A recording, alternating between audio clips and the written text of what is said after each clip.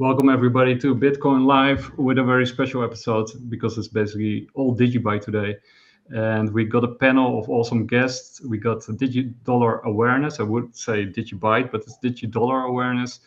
Dave, also known as Hawkeye, and Adam. Adam, you put this panel together and you had like a very good idea about sort of locking up DigiByte in order for the DigiDollar. Can you sort of expand on your ideas and what was sort of the reason to put this panel together? Yeah, absolutely. Hey, thank you for having me on your podcast. A big fan of your what you're doing. So a little intro about myself. My name is Adam Ogilvy. I've been in the DigiByte community for a long time. I wouldn't say I'm one of the OGs, but I am very passionate about creating that parallel financial system that we all want. We've been talking about the DigiDollar for a really long time before I got involved in the community. And it's such a monumental moment in history of cryptocurrency history. I don't think everybody really realizes how big this moment is. And it's the sleeping giant opportunity in the DigiByte community that we know about, but the entire cryptocurrency world is starting to pay attention to what we've built. It's been a 7-year-long process that no company, no venture capitalist, anybody would ever attempt what the DigiByte developers have by creating the world's first truly decentralized stablecoin backed by the native coin, the DigiByte, where you time lock your DigiBytes up to mint stable, decentralized coins that act just like Bitcoin and DigiByte in essence, but they are time locked and pegged to $1. And for us to achieve this ultimate decentralized stablecoin market, we're going to have to, everybody's going to have to volunteer. The community has to volunteer to become that collateral layer that's going to be the on-chain verifiable proof behind every single DigiDollar that's going to be out there. And for us to build this momentum, we came up with a conversation of, hey, let's do an official global time lock day to have plenty of time to educate and advocate to everybody how to do it, how to download a core wallet, how this process works, and give us enough time to do it. But what's really awesome, that since it's only been about 16, 17 days roughly since we've actually launched the DigiDollar, where you can actually mint your own DigiDollars. And in that time frame, we have locked up $171,000 worth of DigiByte, which is 46 million DigiBytes in total. Wow. It's huge. Voluntarily, like without any like campaign, with just the community just talking about it and the excitement behind the DigiByte community. That's the DigiByte community. Now, I'm here talking to everybody, talking to the world, every cryptocurrency person out there. Those who believe in decentralization, breaking free of the chains of central issuers, banks, governments, the world's currency. This is I'm talking to you guys. Like that's the people that really need to be educated and advocated to about where we're going. Like for the first time, the community will become that collateral layer, on-chain verifiable proof behind a decentralized stablecoin. I tell people all the time, I'm like, this is the second most important breakthrough cryptocurrency history since the invention of Bitcoin. I mean, really, truly is. You can argue like Ethereum and smart contracts, but all those things are really more central issuer issues. Companies are creating these things, but this is like, there's Bitcoin that proved decentralization works. DigiByte's about to prove that decentralized stablecoins work. Yeah, Adam, and the rest of the panelists also. Like, I had like a short back and forth with somebody. I forgot the name on X about um, decentralized crypto stablecoins, right? Because there have been a couple, right? And you still have some, right? MakerDAO and of course the famous Terra Luna. I mean, there are different types. So how would you say, like, what distinguishes the DigiDollar from other stable coins? Like, what is the difference of the DigiByte dollar or the DigiDollar? Well, the thing about the DigiDollar that sets itself apart from any other business that attempted to create a decentralized stablecoin, there's been a misinformation, people using the word decentralization as a marketing tool to lure people in, thinking it's like a Bitcoin or a DigiByte, and it's not. There is some sort of smart contract between you and that decentralized stablecoin. There's really no way to truly verify that the issuer of those other decentralized stablecoins is being honest, because it's being centrally controlled to some degree. And when you mint your DigiDollars, you're doing it inside your core wallet, okay, where you can actually see it yourself. You're time locking it. You're in control of your keys, not only your keys of your DigiBytes, you're in control of your keys of your DigiDollars. And that's the difference. It's true decentralization right there from your computer, versus the other ones is still a trust me bro system. And I'm tired of this trust me bro system. I mean, every day there's some sort of exploit of issues and scams. This is the first time in history where we're in control of being our own bank. That's huge. I mean, that's what we wanted. I mean, since day one, when everybody read those white papers that Satoshi wrote and realized that this is the path forward, and what the DigiByte team has done. DigiByte is a fork of Bitcoin with drastic improvements to speed, security, and what's 100% volunteer, no VC capital money behind this project whatsoever. And it's really what's drawn me into this community has been how pure decentralized is. Like the purest. We're definitely rough on the edges because we stand strong to the principles, and we may say some things that may hurt some people's feelings out there. But at the end of the day, that's what true decentralization is. It's not a company, it's a community that comes together. We're volunteering to support something that is a global movement into creating a new monetary system, a parallel financial system that's for the people. Okay. And I mean, I actually had a brochure about another company that created these tokens, decentralized tokens. They put decentralized in front of the word token, and it's like, give us your money. We'll give you some decentralized tokens based upon us backing it in our vault of our bank. And trust me, bro, it will be there when you want it back. And it's like, people, wake the freak up. Like, what are we doing here?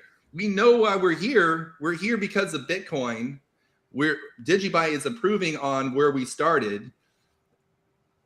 We need this. This is the system forward. I mean, think about all the countries out there that their financial systems have been totally crushed by poor management of their overprinting and overpromising, and just a system that supports itself. It's an over-collateralized, time-locked system that backs the DigiDollar. So in the 16 days, we've time-locked 46 million DigiBytes. In the past week, we have done 4.4 million DigiBytes have been time-locked. So we've had a 10% increase in time-locked DigiBytes. And this over-collateralized system that's been developed by the DigiByte team right now is 358% over collateralized. So an easiest way to think about the 358% is you just put a little decimal behind the 3.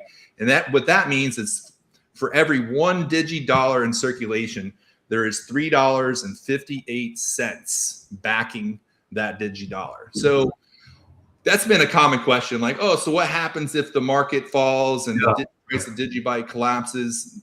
And that's what's so beautiful and genius behind the over collateralized system that we have, is that there's $3.58 behind every single dollar.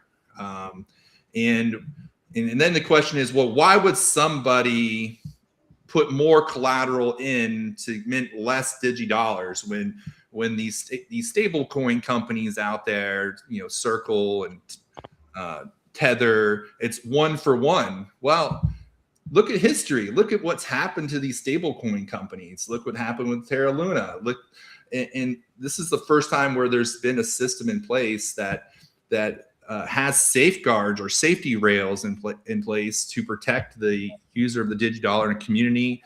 And we're able to monitor this live from digibyte.io or digiscope.me. And if the system starts to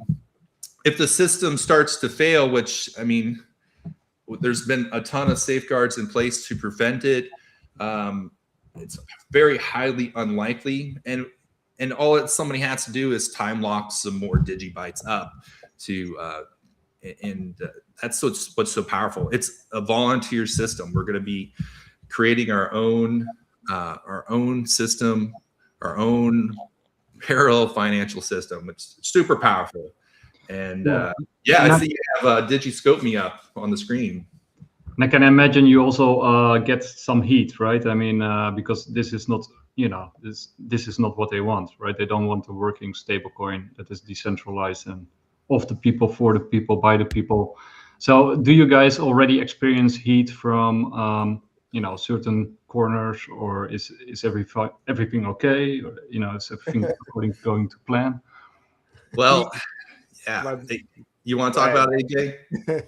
Heat is hilarious, dude. We experience suppression on a daily basis, but yes, once this protocol level went live, people have been getting banned left and right. So, yeah, there's definitely some heat. I mean, we are a threat to the ecosystem out there. When you have self sovereignty and you are actually in all.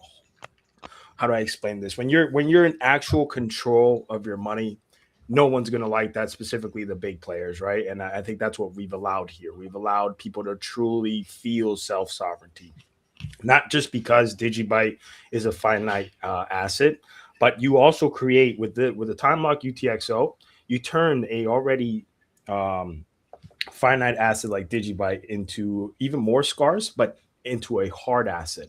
It's almost like having a bar of gold metal.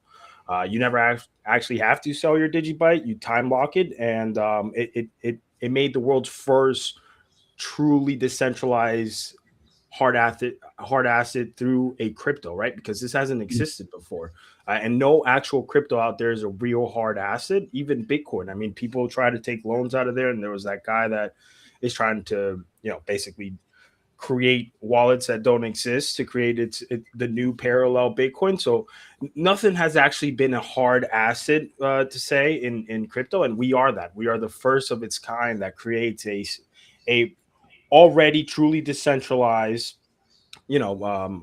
asset into a hard asset while time locking, and you get that power, right? And anyone that looks at DigiDollar, specifically from an exchange point of view, as Adam mentioned before, a lot of these other stable-backed coins, they're smart contracts. They're subject to liquidation. We aren't. There's no margin calls. There's nothing. You hold it. Only you can mint it. It's over collateralized, and it's great for any exchange, because then instead of having to go and reach out to VCs and ICOs, as you guys know, we are community driven. We're volunteer driven. So we don't have that. We have to raise the money and seed liquidity ourselves. We have to provide for market makers. We have to do a lot of stuff, right? Well, this basically eliminates that, puts everybody in the forefront, helps liquidity stand alone by itself, and eliminates all these forced freezes, all these forced liquidations, and helps helps level the playing field, because that's essentially what we want. What we want here, right? The stables brought in a really toxic, weird meme trading, right?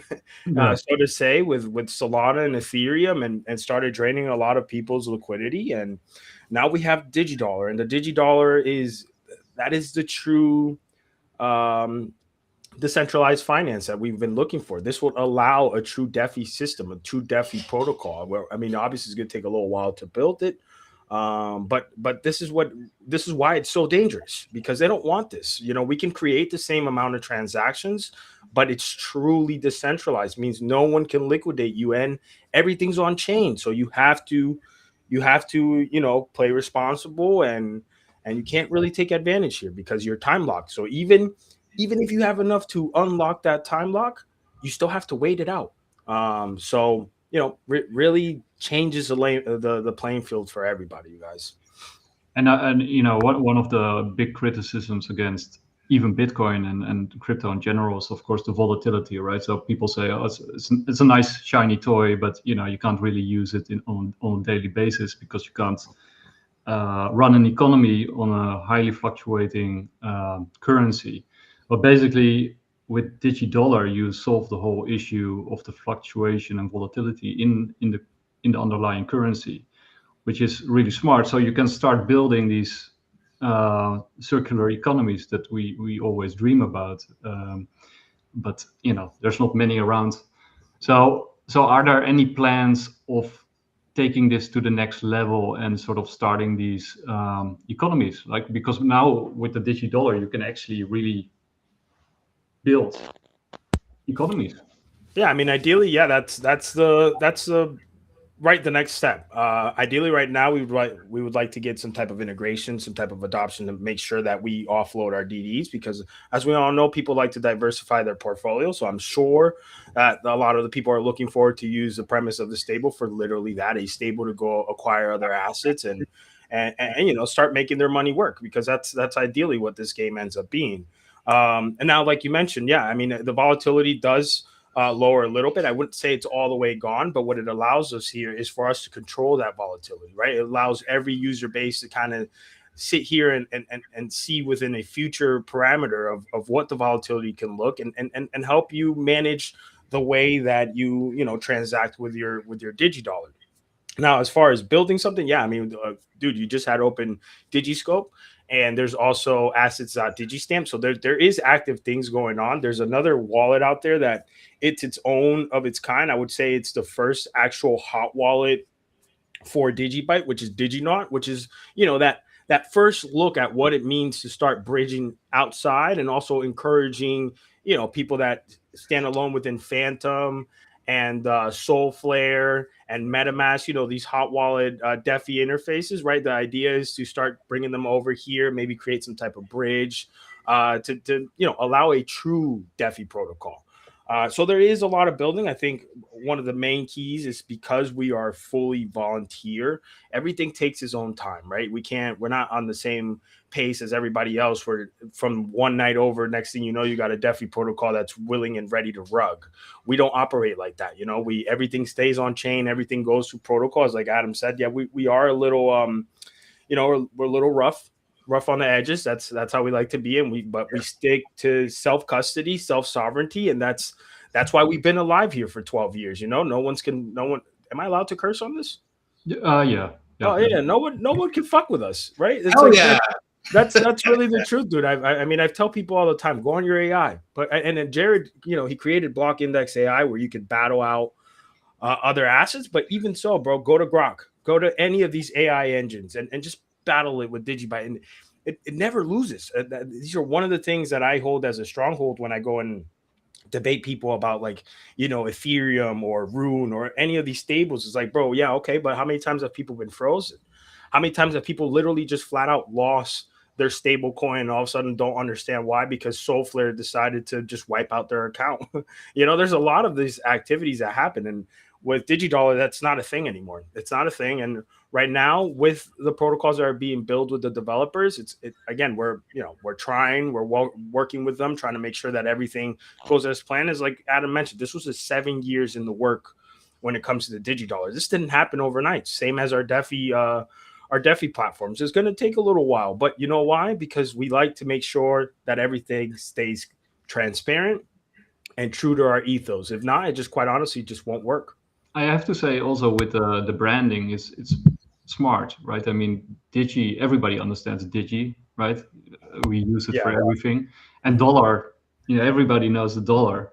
Mm-hmm. So, because with DigiByte and or with Bitcoin or, whatever, Solana, you always have this sort of branding problem that people outside of crypto have no idea what you're talking about, right? Or what it really means. But with DigiDollar, it's like a digital dollar. Like every idiot on the planet knows what it is. Well, so it's a perfect branding.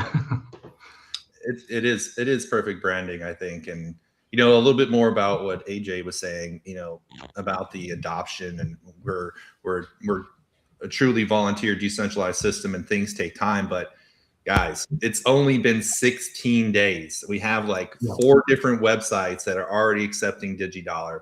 We have 2 wallets are integrating the DigiDollar system into it. We have an online AI agent that's doing transactions in the DigiDollar, minting its own DigiDollar, using the DigiDollar, and it's only been 16 days. And I feel like we're already moving at a great pace. And when people start seeing this podcast and starting to learn more, they're going to realize like DigiByte has built the strongest blockchain on the planet, the most secure, quantum computer ready probably blockchain there probably is right now. But obviously no one knows what quantum computer ready really is. But I mean, 5 aggros, never hacked, never down. We're ready to adapt quick. Sometimes from people outside of the DigiByte community, and of course I know many of those. What I often hear about, the criticism, like sort of like the more informed criticism of DigiByte is that they stumble or think that it's actually the 5 algos are actually, what people often stumble on, right? Why do you need 5 algos? Like, and are 1 or 2 of those algos maybe less safe than the other algos? I mean, that's the biggest sort of criticism that I hear from outside of the DigiByte community. How would you guys answer that criticism? Like, how would you answer that? Go ahead, Dave. Yeah, well, with the 5 different algorithms, the reason why is because if one is ever corrupted, then it can be removed, and DigiByte can actually run on 4 different algorithms while implementing and changing a 5th. Additionally, with 5 different algorithms, say if one is ever 51% attacked, you don't get the whole block reward. You only get 20% of the block reward, or of the network. In order to 51% attack, which I don't think it's possible whatsoever. I've heard many people say that it would be 3 of the 5 algorithms, or all 4, or 4 of the algorithms and part of the 5, but I'm of the opinion it must be all 5 algorithms simultaneously and within 15 seconds due to the real-time difficulty adjustment. So that fixed several other blockchains to where if you have a large increase or a large decrease in hash, that then shuts down the blockchain. So it's in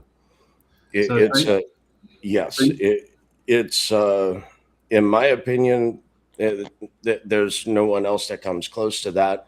I mean, one could argue Verge that runs on 5 different algorithms as well. But I mean, the 5 algorithms came from the NIST list. So, I mean, of SHA-256, Scrypt, Skyne, Autocrypt, and Qubit. But again, say quantum is ever a thing in the future, we have the ability to, move SHA-256 aside and then implement something else like RandomX, ProgPow, whatever it may be. But thank you for having me on the space. But I come at DigiDollar in a little bit of a different approach. I guess to start off, I began in DigiByte in late 2016, early 2017, was in the awareness team with Laura, ran booths, all that kind of stuff.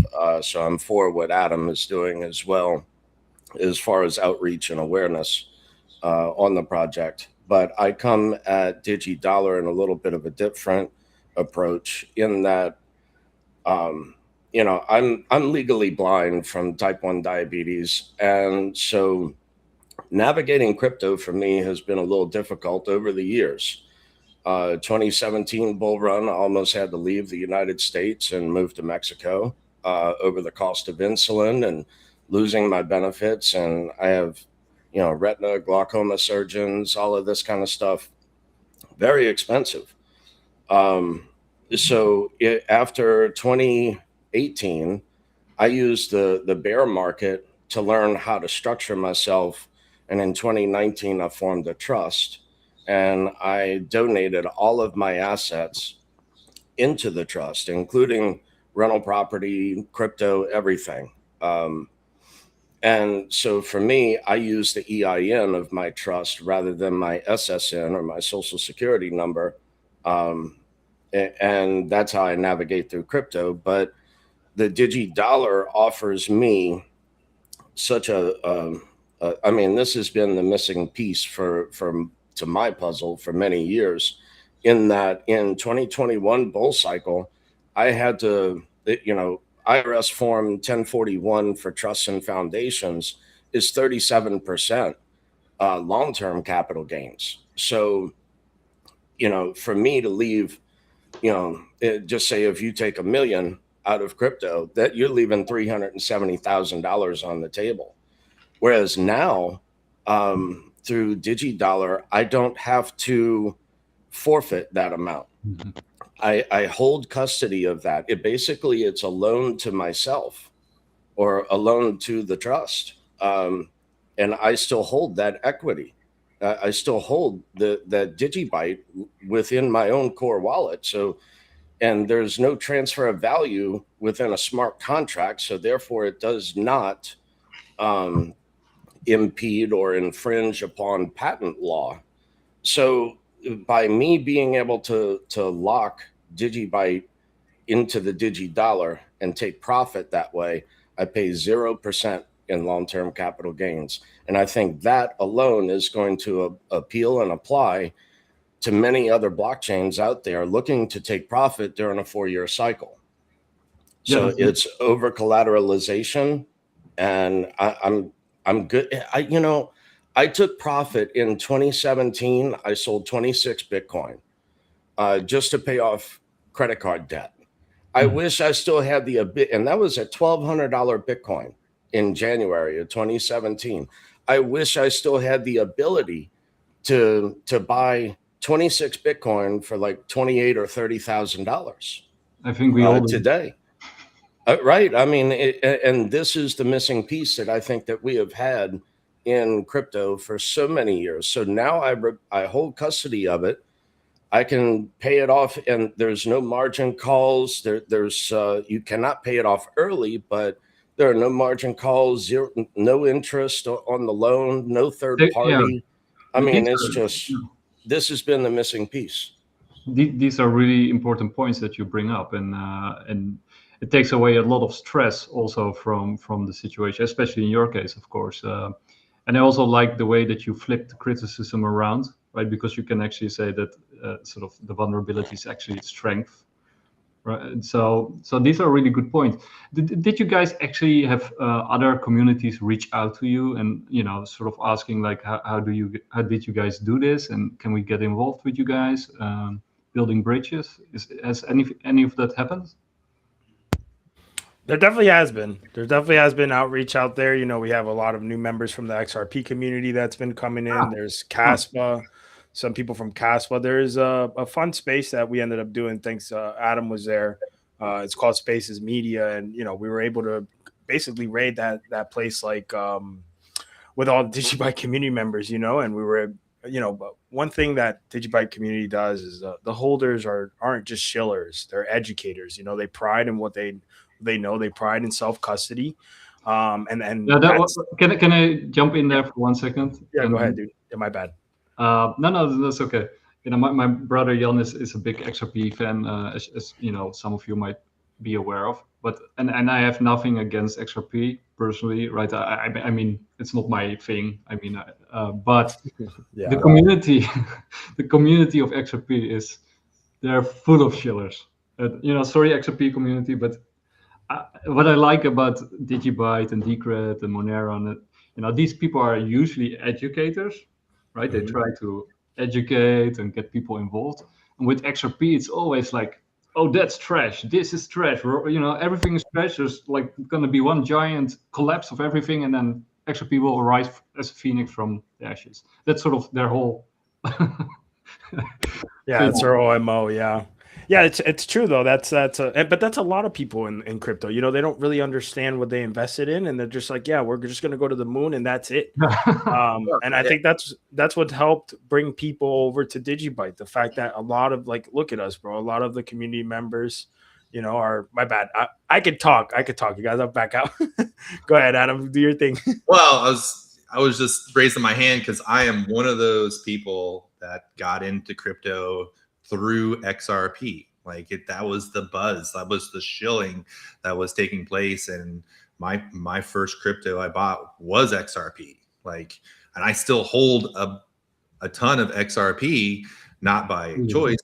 I'm locked in, So when the price goes up, I will be converting that to DigiByte one day. But yeah, I look at XRP, Solana, and Ethereum and Bitcoin, because those are the big guys in the room, right? Yep. I look at them as kind of the gateway into cryptocurrency. And once somebody gets into that space long enough and they actually ask questions and want to learn more about crypto, they're going to start to educate themselves and eventually find themselves to a project like DigiByte that has a core wallet, that's a layer one, that actually is focused on true decentralization. That's how I ended up here. It's from, learning the hard way. It's a very expensive education that brought me here.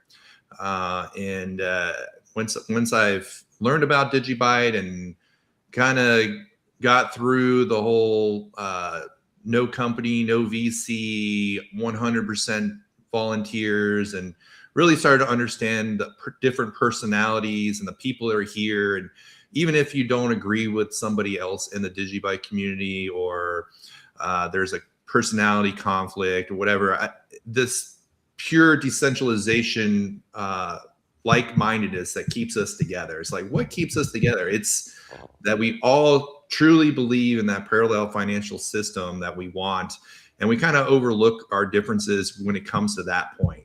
And, I could have an argument with Dave or AJ about something, but at the same time, that's not us leaving the community. That's not us personally hating each other, because we all believe the same thing, and that's what's kept us glued together. I mean, going on 13 years with DigiByte since day one, and I don't see DigiByte going anywhere. We're talking doing 10-year time locks with the DigiDollar. We're talking a decade, and a lot of the people who are talking decades right now for DigiByte may not even be here in a decade, and there's talking decades. We're looking beyond ourselves. We're thinking of our children and their children.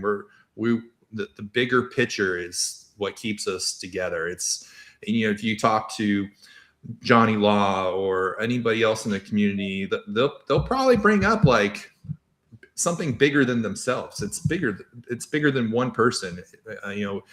We're a community of about 1.4 million people roughly in this together. We're growing daily. I think there's been since in the past 7 months, I ran some numbers on it, and there's been I want to say it was close to 200,000 new wallets in the past 7 months that have been opened for DigiByte, anticipation of what's happening. We've seen an explosion of growth. I mean, if you've been paying attention to the charts, we've doubled in value in the past 30 days, the DigiByte has. And I think the momentum and people are starting to realize like what's happening. And I like seeing the chart go up. Because it brings in new people into our community so that we can educate them what's taking place. Maybe the chart caught their attention, and now we get to educate them. I wish it was the other way around. We educate them and then they bought, but it is what it is. It's how human nature works. I would love to see a huge green candle take place. I won't be selling because I know the true value of the DigiByte, and why sell when you can mint DigiDollars and you can access the value of your crypto without selling it. Why would you sell? But hey, people trade, and I get it. But at the end of the day, a big green candle brings new people in the community so that our team can educate them. 100% volunteers, right? Nobody is getting a paycheck. So when we're out there, go ahead, Dave. Yeah, back in the old days, we used to say follow the hash, and the same is true as of today. So over the last, I would say, month, I've witnessed DigiByte go from about 20 petahash to a little over 60 petahash. Right now, it's hovering around 40. That's just under SHA-256. So yeah, follow the hash. And I mean, I'm finding a lot less blocks lately. I have over a petahash of SHA-256. I've been a miner for many years. And again, that's another aspect of looking at the DigiDollar is the mining aspect of mining the coin, because the last is minted in the year 2035. And similar to like Bitcoin and Litecoin, they have a halving every 4 years. DigiByte has a basically the same protocol, if you will, built within it, but there's basically a halving every single month by 1% of the mine supply. That's how you get to the last one minted in 2035. So I've pointed miners at DigiByte and have been mining to Phoenix Pool and a few others. I know Adam can touch on that a bit. But yeah, follow the hash. I'm just mining as much as I can right now, because every single cycle I've seen, like 2017 cycle, DigiByte went to 14 cents, and then 2021 touched 18 cents. Is 20 cents too much to ask for this cycle? I don't think that it is. This is not ISBL or if struck by lightning or 589 of XRP and whatnot. And then a whole other aspect of the DigiDollar is that when you lock the DigiDollar, when you lock up that DigiByte, you're removing the supply from all these exchanges and what's available to be purchased. So it's going to become even more and more scarce.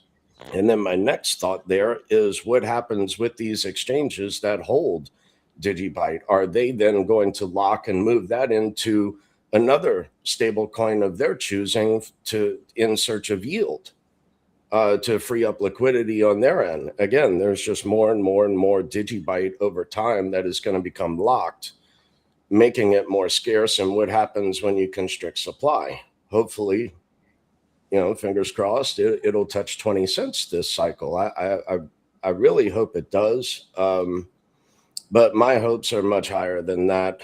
But again, this for me is my long-term play. I've been in crypto since 2014, and every time I go out and I analyze other projects, I always come back to DigiByte and, to your XRP friends and whatnot. There is actually a proof of work out here that does work. Yeah. Also back on the follow the hash, right? There are exchanges that have a huge mining operation to mine DigiByte. And I encourage everybody who invests in the DigiByte from the retail side, get a little solo miner and start mining your own DigiBytes. If you believe that to forever hold your DigiBytes, to utilize minting your own decentralized stablecoins.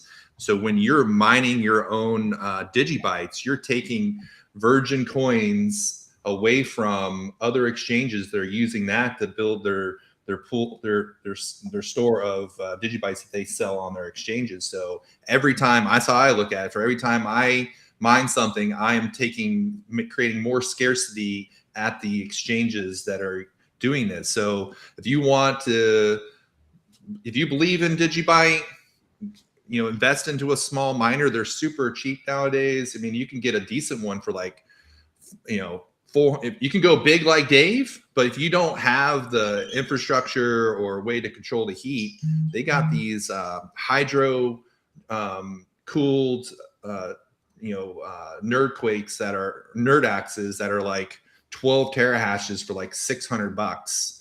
And you can hit a couple blocks a month on that for sure. And but those are non-KYC coins that you're getting that are virgin, never hit the market, that you're in control of, and you're helping support the network, and you're helping actually support scarcity that's being available on these exchanges that are being sold.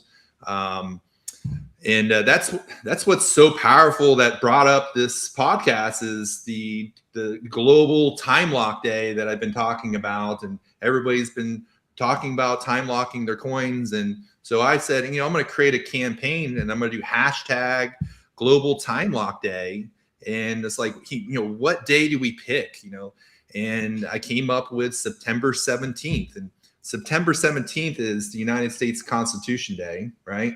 And that's a big date for the United States. And to me, this is DigiByte's Constitution Day, where we're going to be signing on the blockchain our commitment to DigiByte, the future of the DigiDollar, without getting more circulation into the DigiDollar.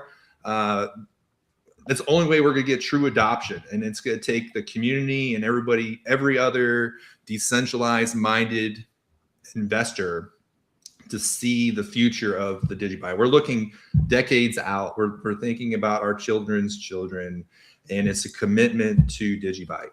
And so I came up with Time Lock Day, Global Time Lock Day of September 17th, 2026. It will give us enough time to continue to educate and advocate, get people to download the core wallet, because that takes time. When you download the core wallet, it may take 3 days, 4 days, 5 days to actually download the core wallet, because once you download the core wallet, you're actually supporting the network. You're part of our decentralization. So, and it's what true self-custody is. You own those coins. They're on your computer. There's no one between you and those coins. It's not like a Ledger wallet or a KeepKey wallet or a Tangent wallet or any of these where you're now trusting a company with your crypto. And yes, you have your 12 or 24 seed phrase that in case you lose it, you can access it on the ledger. But when you self-custody, you are that seed phrase. You are your own ledger. You are your own Tangent. You have that responsibility. You're your own bank. And then also the benefits when you self-custody, when you take your coins off of an exchange, there's been many exchanges that fail. I mean, just in this past month, we had two that announced that they're going insolvent. You got Bitmart, and then what was the other one, guys? It was like Bymart or something, or there was two. But there's also one in Holland, actually, a smaller one, Knaak. So go down. Mm-hmm. I saw a post just the other day from a Bitcoin community member. Has quite a bit of following, encouraging people to move their coins onto exchanges. And I kind of told them, pretty bluntly, we're rough around the edges, but that was really stupid of him to tell his community to put their coins on the exchanges when these exchanges are central issuers, or they're in essence, they're like banks. They could fail. They're not there forever. DigiByte, with your core wallet, same like Bitcoin with their core wallet, or Doge, or any of these layer one coins, that's forever. It's forever. You're in control. You're in the driver's seat. So it'll give us plenty of time to educate and advocate for people to what a core wallet is. I've actually written an article about how to even set up a wallet inside the core just yesterday.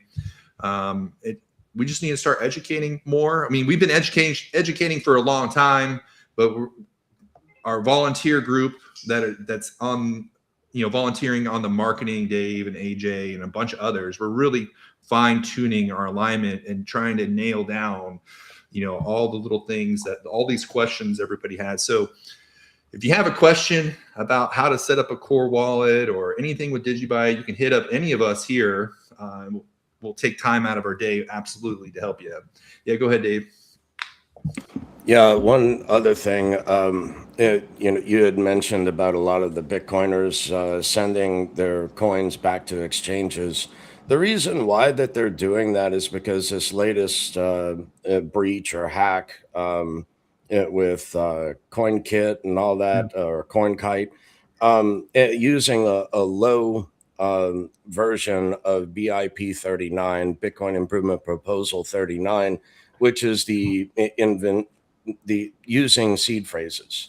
So a lot of us, like myself, I still use old Bitcoin wallet addresses that were pre BIP39, and again, that's not trusting any third party to utilize a lower, I forget the term that they used, a lower version of 128-bit for the seed phrases, a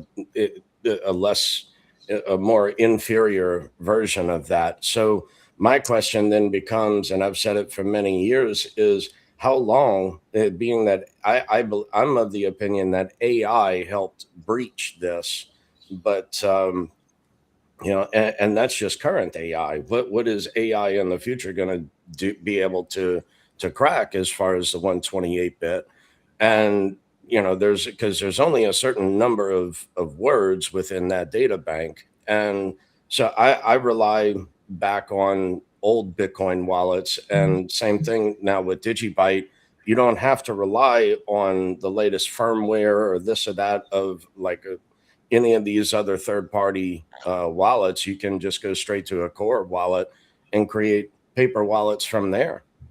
So that's what I do also as a miner, is that the amounts that I get from block rewards is I then, do like Satoshi did. And, for every block that is found, you create a new wallet. It's not all held within one wallet. And it was far before the BIP39. You're not just going to guess Satoshi's wallet by guessing 12 or 24 words. That's not going to happen. It's encrypted in a different manner before BIP39. And again, you can do the exact same thing with the core wallet. And then you have the ability to back up your .dat file of your core wallet, currently at 9.26.5. But you can create an infinite number of wallets in that manner. And, because by spreading it out across many other wallets, you're not taking such a huge risk in having all of your funds locked in one wallet. If that one wallet is then compromised, you lose everything. So I spread many wallets across many different things, but the BIP39, the seed phrase, I think is the next thing that they're going to hack. And I'm curious to see who's next in that aspect. Another thing too, with the development of the DigiDollar and the timing of all this, the timing of the launch of the DigiDollar couldn't have been more historic, with the state of everything going on in our world and all these stable coins and the Clarity Act. And then also at the state of where AI technology is today. I mean, Jared and the DigiByte development team had access to all these AI available softwares to use.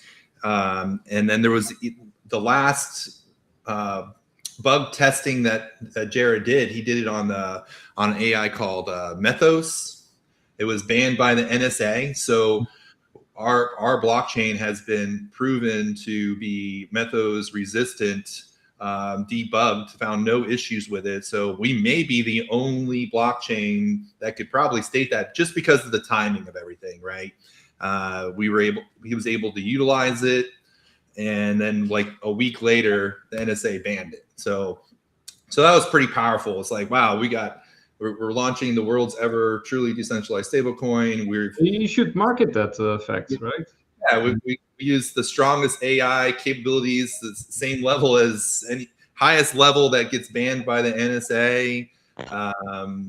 Yeah, it's just there's a lot of good things that happened all at once. I think it was like right time, right place, right decisions. A lot of rights happened to this point. I mean, just the excitement behind the DigiDollar, and it's finally here. It's been 7 years, and I've been in the DigiByte community like I think close to 2 years now. I came really vocal and really involved probably more like November of last year, really diving in because I was just moved by the power of the DigiByte. I'm a business entrepreneur. I own multiple businesses, and you can see the opportunity of the DigiDollar, and seeing all the stable coin talks from all these different banks and governments talking about it, and you're realizing like, wow, this is CBDC system, the central banking digital currency happening right now. All these like Terminator movies and all this sci-fi stuff that we've been watching as a kid, and we're like literally seeing it unfold in our own right in real life. You're like, oh my God, this is really happening. Like they could literally claw back your money. You'll never own your own money once it goes digital. They say in the United States that they banned CBDC right till 2030. But if you read the Genius Act and you go and you see all the amendments that they're doing to it, it's just deferring it to the bank. So it's just saying, oh yeah, we don't support it, but the banks are doing it, and they're required to put a mechanism in all their stable coins that are able to claw back that money at any given time, no matter where you store your stable coins, under any rock on anywhere on this planet, they will be able to take those stable coins back. Well, with the DigiDollar, being that it's truly decentralized, just like DigiByte, just like Bitcoin. So you have a stable coin that acts just like DigiByte, Bitcoin. I keep mentioning Bitcoin because that's the king of the but it's pegged to $1. So you get the true decentralization, but with a stable coin for the first time. To your point, right? I mean, you see it with Iran. Each time they use something else than Bitcoin, maybe they should use DigiByte or DigiDollar, but each time they use a stable coin of some kind, America sort of claws back, whatever they earn or they find it, and then they claw it back. Yeah, billions. I forget the number, but it's 300 billion or something like that. I think they've already clawed back from Iran in stable coins, and I get why Iran's doing it, and there's always going to be that type of use with crypto. I mean, but you guys being rough around the edges, I mean that that comes with the territory, right? If you're decentralized, like America used to be a decentralized nation in some ways. It still is, right? You got these different organs of the state that are by definition sort of decentralized. But the more decentralization you have in a society, the more rough around the edges it gets, because you have to sort of reach consensus in a very messy way. And of course, the more rough around the edges, the more entrepreneurial and innovative, and the more ideas get thrown around and bounced off each other. So, I see that as a very positive thing.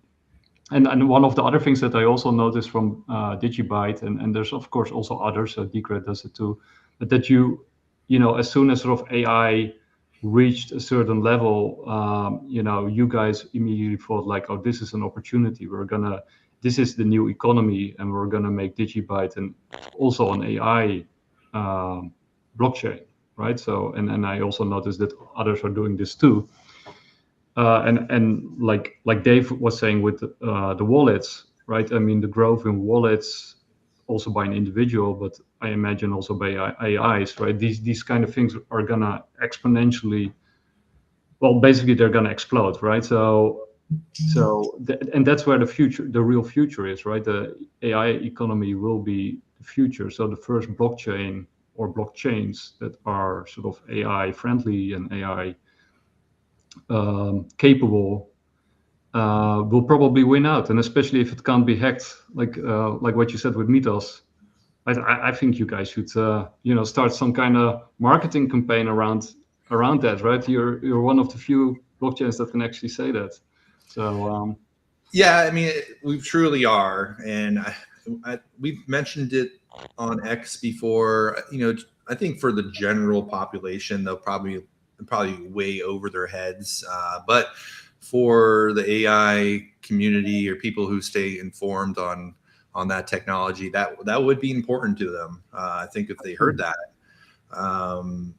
But yeah, it's just I kind of lost my train of thought there, but. The AI friendliness, right? So Yeah. what is DigiByte doing on that front to facilitate AI?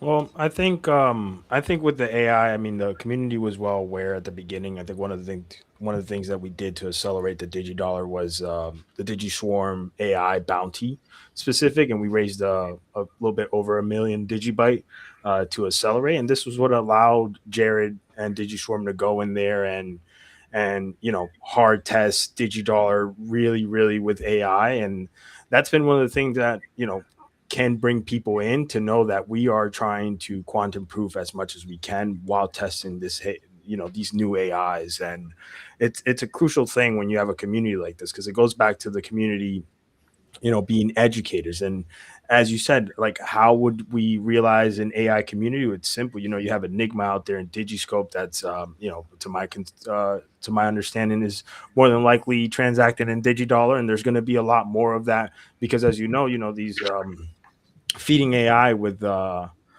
these credits it isn't feasible. You're going to want to have an AI basically work itself, and at one point, if you're running any type of website, or if you're running a specific protocol, right, that would allow the ease of AI, you're not going to want to go and continuously keep coming out of pocket and feeding your AI. No, you're going to want it to transact by itself, and DigiDollar allows it to do strategic locks.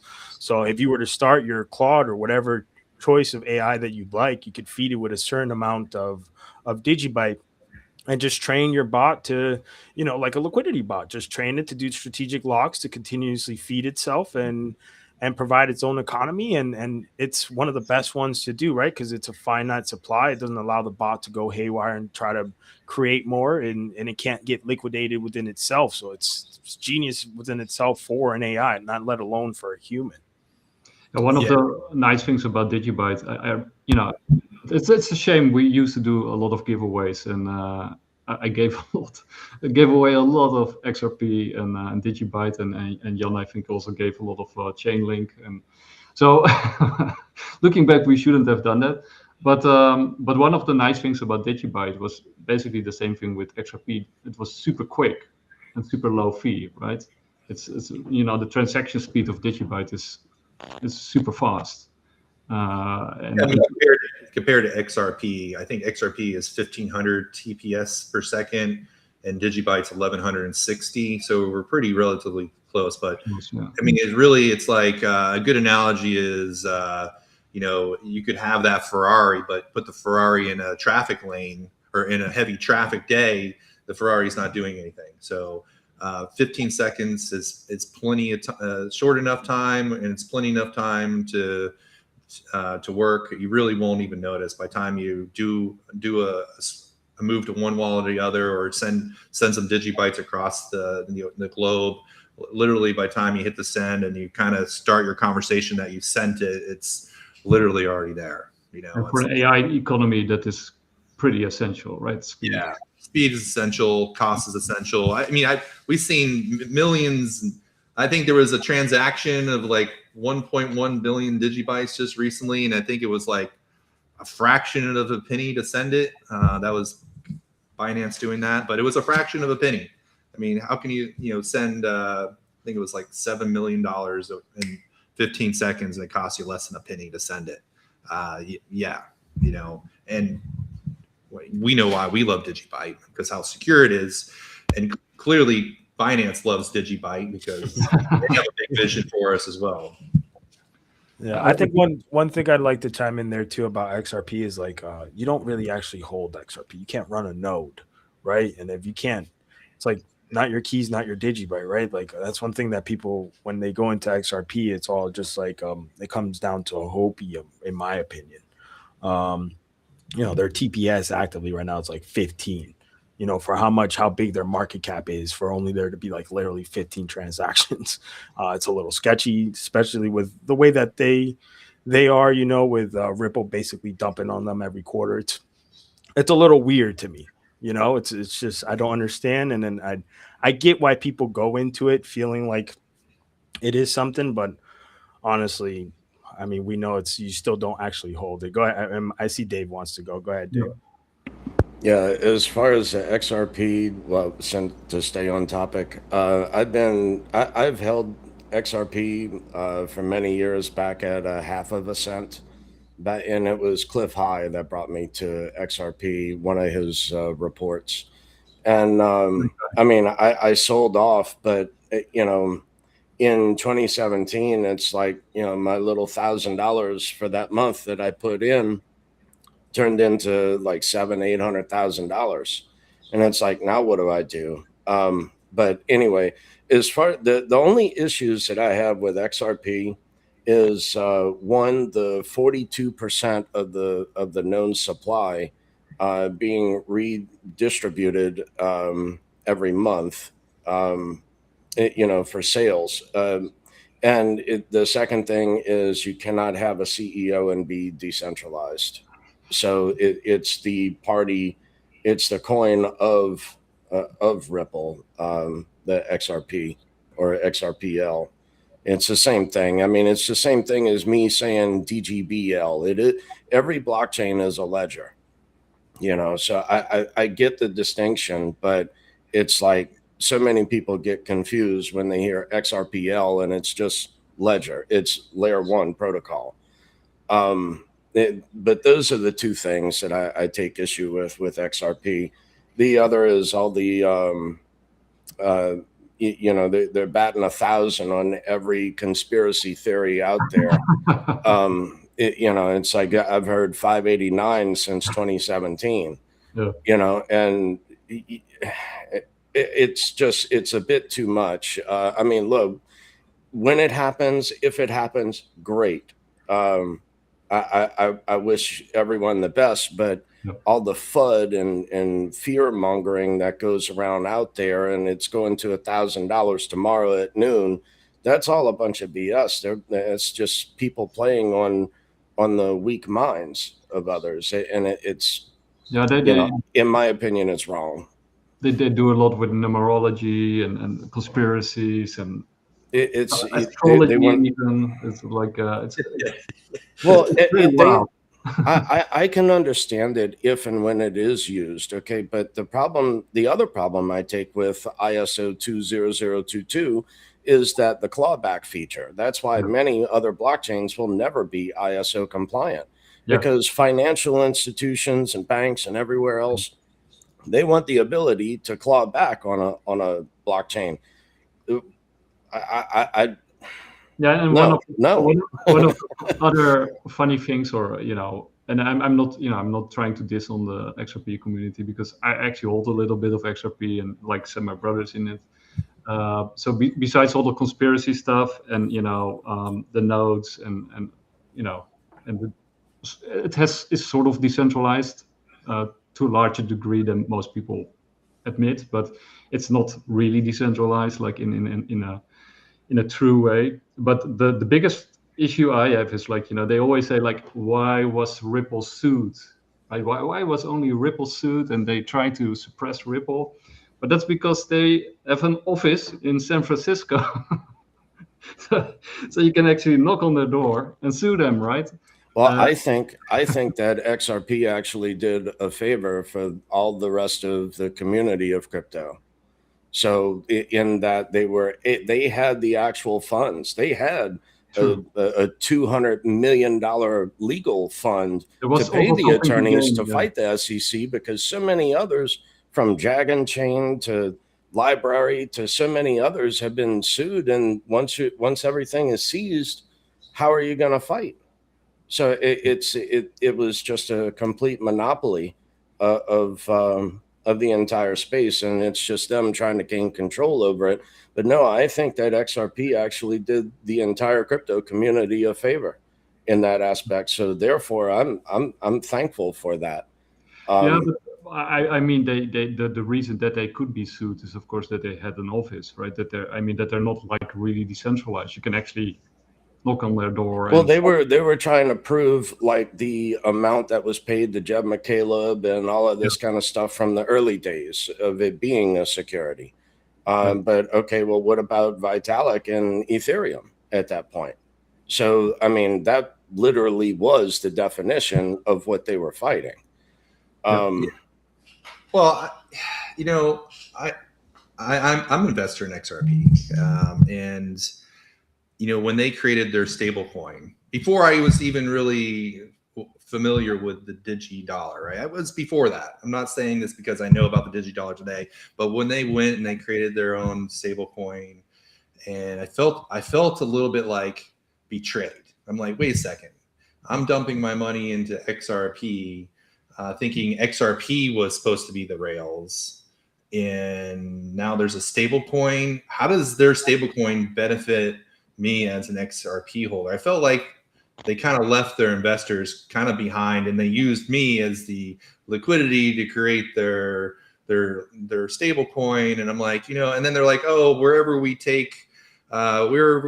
go, we always take our XRP holders with us. And I'm like, okay, but how is the performance of your stablecoin going to improve on the performance of your XRP holders? And I never quite understood how that would impact to improve on it. I think there's like a little bit of a burn mechanism or something in it, but other than that, there's 100 billion coins, and I won't see it in my lifetime, I don't think. But you never know. They always hype it up. They're like, well, what if the globe and all the financial systems start using it? Next thing you know, 30% of all the banks are using it, and the burn ratio is going to exponentially increase, and then it's going to become something, you know. And it's just like you hear it over and over and over again. And, you know, you never know. But I think the constant dumping from on top of their investors' heads, and really not becoming that collateral layer behind their stable coins. Kind of now I think about it like, hey, this is the first time in history like there's a stable coin being created by a project that actually truly benefits the holder of their native coin. Being that collateral layer behind it, it's super powerful, and I'm excited about it. And I think and also, you know, Brett Garlinghouse, basically what XRP is saying that they're doing is upgrading the existing banking system, right? That has always been their mission statement, right? So, and he comes from the banking system. You know, he even wears, you know, all the paraphernalia, right? The business suit, you know, he always hangs around with the WEF people and all the governments. And so it's kind of curious, you know, like, you know, how it's going to disrupt or change the system in any meaningful way except upgrade it, right? That should tell you enough. A banker moving in banking ways. I mean, come on. You're going to wake up tomorrow and there's going to be an acquisition, and next thing, XRP is owned by a different company. You know? Yeah. The one place that I would give an XRP credit is that they are, you know, that I think that they should work more on is that they have a DEX built into a layer one. A decentralized exchange built into a layer one is very, very rare. That I think is how they're going to survive in the future. As far as waiting on them to sell to the United States Treasury or to the Federal Reserve, I think that's opium. Because if it were me and I was Big Brother, I would just fork your chain and use it if that's what I wanted to do with it, to encompass the clawback feature. But I did want to go back to what y'all were discussing earlier as far as the AI is concerned, and with Jared Tate being early, I mean, many years early into AI and implementing that into DigiByte with DigiSwarm. And I don't know what he's currently running, but I know at that time it was 64 AI agents And just figure with 64 of them, that would be basically 10 developers, full time, no lunch breaks, no Twinkie breaks, none of that, no call in six, none of that. And you have just say 640 developers, and each of those developers earning $100,000 a year.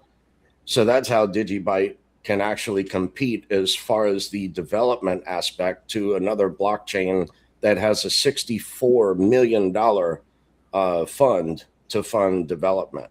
The other thing is also within Rosetta on DigiByte, the ability to converse from just C++, Python, and Java.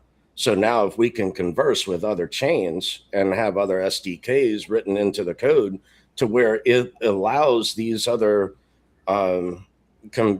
software engineers, computer scientists, whatever, to be able to write code in their native language, but be able to make it work on DigiByte, whether that be Rust, Plutus, or even Solidity for that matter, which I really don't like that code. But I'm just saying, for instance, the ability to converse through multiple languages is Rosetta.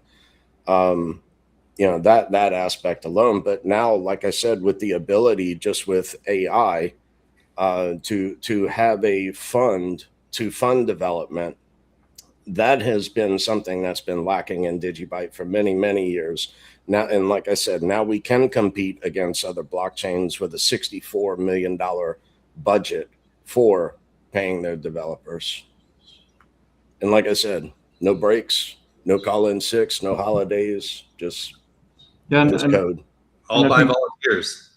I think sort of the whole DigiDollar idea is pretty genius in the sense, like, we, in general, like, I think it's in 6th of January that we do sort of the self-custody day, right, in Bitcoin and crypto in general, like take it off exchanges. But how many people are actually doing that, right? Very few. And then, of course, also people say, yeah, but there's also benefits of keeping it on an exchange, right? You're insured, you have less hassles, you don't have to worry about quantum and AI hacks, and it's not very technical, I don't have to be very technical. So why should I, take the effort and take it off an exchange and put it on a hot of a cold wallet or whatever.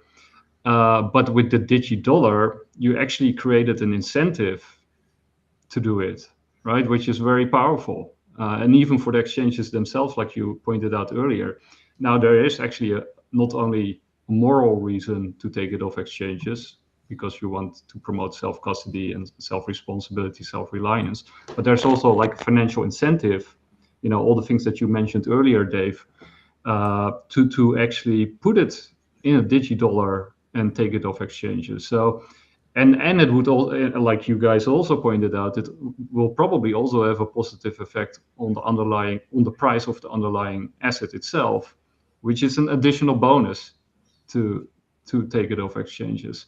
So basically with the DigiDollar, you have created an incentive system for every DigiByte enthusiast and future enthusiasts, because this will also entice people who were not in DigiByte but who are now learning about this mechanism to get into DigiByte and to start minting DigiDollars, right?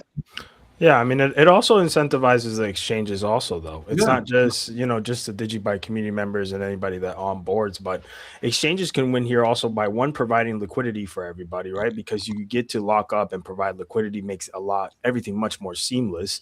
And another thing, exchanges can win because, a lot of these exchanges have a stable coin or a stable token within their exchanges, where they can allow people to earn yield there through the DigiDollar. Because as we mentioned, DigiByte is a scarce asset. It is a time lock UTXO. So when providing liquidity, right, you're going to want to figure out how you're going to unlock those time locks. So you're going to want more DigiDollar regardless, specifically since it can only be minted through a core wallet. So because it's not accessible like that, you have to literally go self-custody and mint it. An exchange can really, really win here by just allowing someone to just go over there and let their DigiDollar hang over there for a small fractional yield. and everybody could win. So this is it's a big game changer. I think what's happening with a lot of the institutional places, they don't really know how to go about it because of how much control the DigiDollar allows everybody, right? It allows them a lot of control. It allows the holder within itself a lot of controls, and even developers, right, to help AI transact in DigiDollars, to help them build. Like, this is a big tech advanced protocol that has never been done, and right now it's in the very, very, very first infancy of it.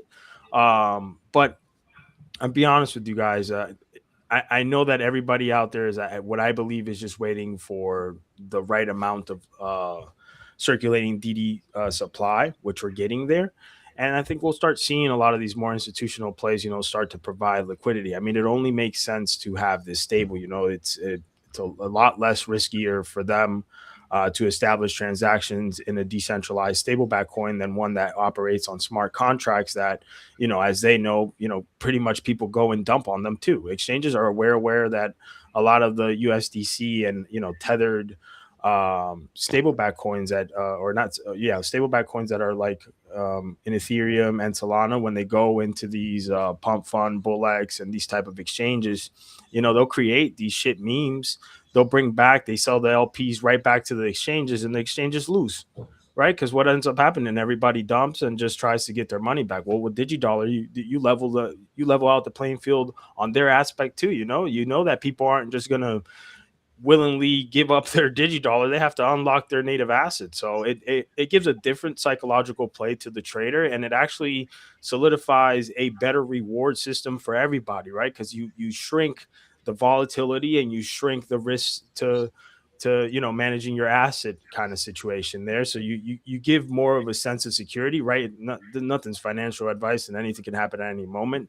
But through hindsight, it's like, yeah, bro, at the end of the day, you're making sure that this is more leveled and not just fun, but necessarily just it sticks back to what it was all meant to be, which was fundamentals, So yeah, sorry for the long-winded. Yeah, I mean, I tell people, AJ and Dave, they've been in this space a lot longer than I have, and they know the down to the nitty-gritty. But I kind of bring to the community, like, as a first timer feel to it, like what makes sense to me. I think anybody, like you mentioned before, is like, well, how can we use crypto as money if it's not stable? And I'm like, well, then I'm like, wait a second, crypto will never be money because it's not stable.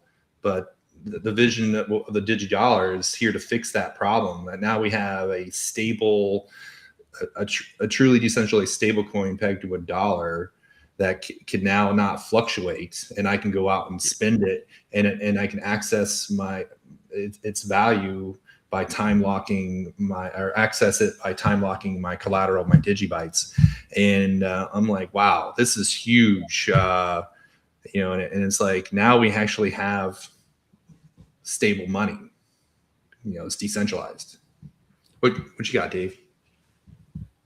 Yeah, something else I forgot to mention, and I haven't heard yet, is something that would appeal to everyone also, is that whenever you do a DigiDollar transaction, it comes across as 0.00 within that transaction hash. So it does not show a value. It's just a loan to yourself within your own wallet. So it's not like if you go to move $1 million worth of digibyte that it shows $1 million on that transaction. It comes up as a zero value. Layer of privacy. I thought about that too, because I was like, as an employer, and if I was going to pay my employees in DigiDollars, I don't want my staff to know how much I'm paying each other, right? So I could pay my staff in DigiDollars and nobody will know. They would know there's a transaction, but they wouldn't know how much they're getting paid. And that's big for a business owner. Like, yes, employees will talk, but there's a difference between talk and actually knowing, what they get. And it could really erode a business pretty quick, because somebody's feelings may get hurt that they should be getting paid more. And whenever, as a a business owner, whenever that takes place within the office and everybody starts talking about money, it really creates a dynamic HR issue you're trying to resolve. And they don't know all the details of how you run your business or why things are, but you don't want them to know specifics, so they have privacy there. And then from a business owner, to be able to create my own treasury of digibytes, so that if I need to go buy a vehicle or need a loan to expand the business, I have a big goal to one day create my own homeowners insurance company. I come from the property damage restoration industry, where there's a major pain point issue with property repairs and insurance companies not being fair. And I'm like, this could be a great tool for myself to take what I earn and create DigiDollars to create that in homeowners insurance company. That's a huge goal of mine, and I still think about it every day. So there's great opportunities for institutions to create that treasury, to be their own bank, you could be your own Michael Saylor without creating the company. You are that. You have access to be your own treasury with your own rules. There's no terms to the loan you're going to give yourself other than the maturity time frame of that time lock. So that's the only term. You don't have to do monthly payments. You don't have no interest on your money. There's no nothing. It's just, that's the only term. You're time locked and you can't access it until it matures. But then you have to return the exact amount of DigiDollars to unlock your time lock. At that point, those DigiDollars that you return are burnt out of circulation. That time lock is released. You now have access to your collateral. And what you do from there, you could, offload it. You could re-time lock it, give yourself another interest-free loan. There's a lot of options here. And from a business owner, when you're trying to expand your business, have a interest-free instant loan to yourself is huge. So I'm super excited about the future of the DigiDollar. And I've had great conversations with stablecoin companies and with COOs of exchanges. I went to the Consensus 2026 conference, and I was there from the moment it opened to the moment it closed, all 3 days. And my goal was to talk to every single person there that has a booth and listen to as many presentations as possible to understand where we're going in the stablecoin market. And my question was, hey, what do you guys think about decentralized stablecoins? And boy, you should have seen the looks I got. They were in disbelief that even existed. They didn't know how to react. 95% of them kind of pushed me out of the way, like, okay, we're done talking. But the ones that did conjured up some really great conversations, and people that I talk to this day through Telegram. Like, I had multiple conversations with the COO of Bitmart, which I'm sad to see them go, because they had some really great interest in the DigiDollar. There's been some great conversations with them about the DigiDollar, and it's a shame that opportunity kind of slipped away. But if a COO of an exchange is interested to find out about the DigiDollar, there's other COOs out there probably doing the same. And the conversations are taking place. They are watching everything that we're doing. They're looking to see if this is going to be successful. There is accumulation taking place. There is manipulation taking place. And they're watching. We're on the world stage and we're being watched. What's going to happen? Is the community going to align themselves to come together to do these time locks? Now, I know that we're talking about doing an official campaign of September 17th to do a global time lock day, but you can time lock anytime. Like right now, 46 million digibytes have been time locked. $171,000 worth of digibytes have been time locked in only 16 days since it was launched. So I think it's going to happen. The goal, the ultimate goal, and AJ can jump in here, is we want to see like 2 billion digibytes time locked. If we can hit that goal, we can see some real change in the stablecoin market, where we'll have enough circulating supply to say, here we are, the world's first truly decentralized stablecoin, backed by its holder, its community, as the on-chain verifiable proof behind every single coin. And what that would do to the DigiByte community, what that would do for security of the stablecoin market, for not to be liquidated. It would be there's been numbers thrown around. I mean, it's all speculation, but it will set the tone for the future of cryptocurrency. And if we can achieve that, we can ultimately say that this is the second most important breakthrough in cryptocurrency history of all time, for sure. Yeah, I hope it works. And we'll do our best to promote it. You want to jump in, Awareness?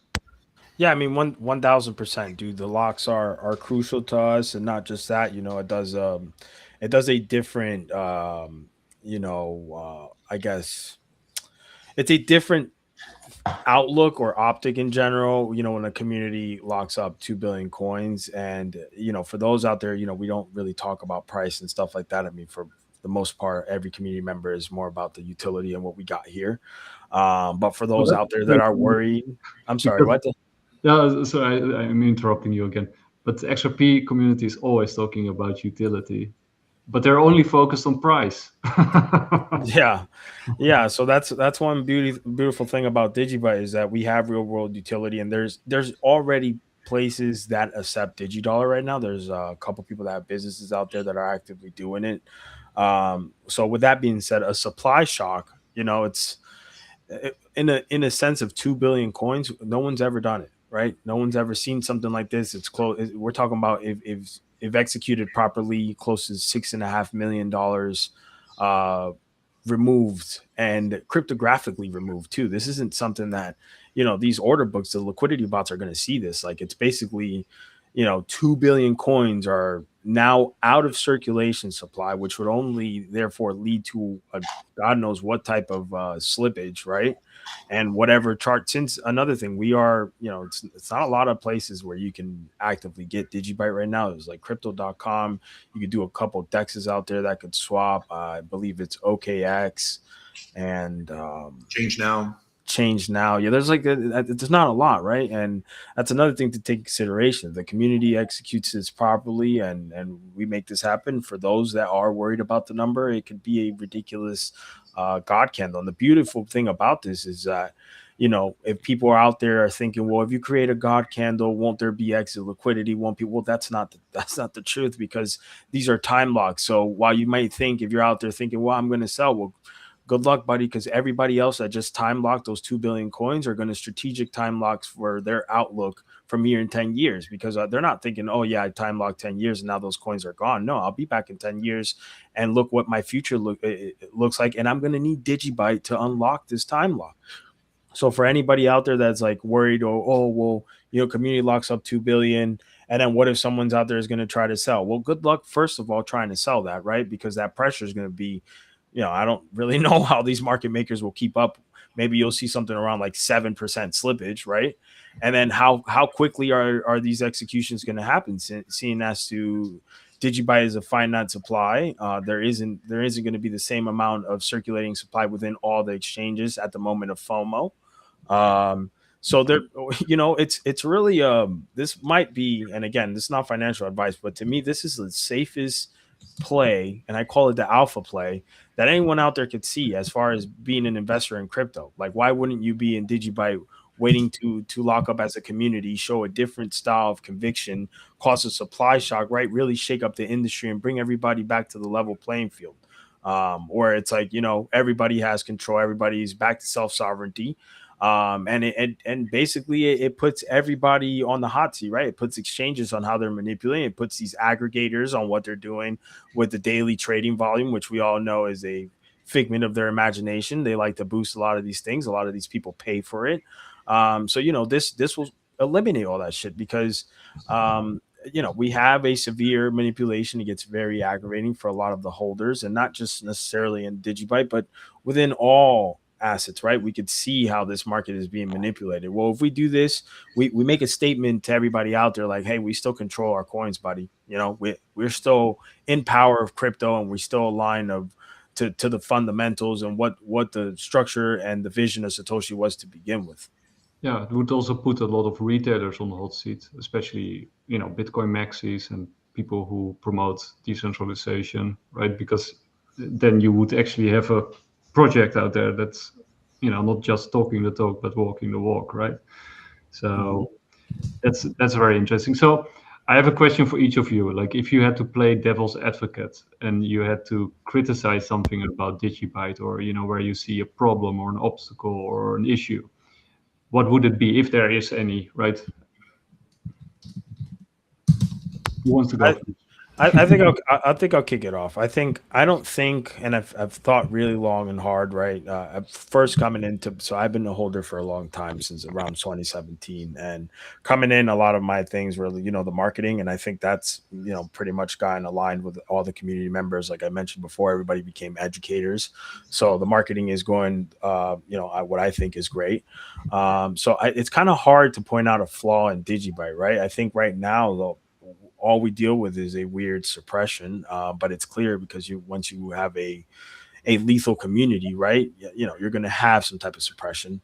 So I would say it's hard to point out a specific flaw. I wouldn't say that there's generally a specific flaw out there, besides, I guess, onboarding people might seem a little intimidating because of, DigiByte Core wallet.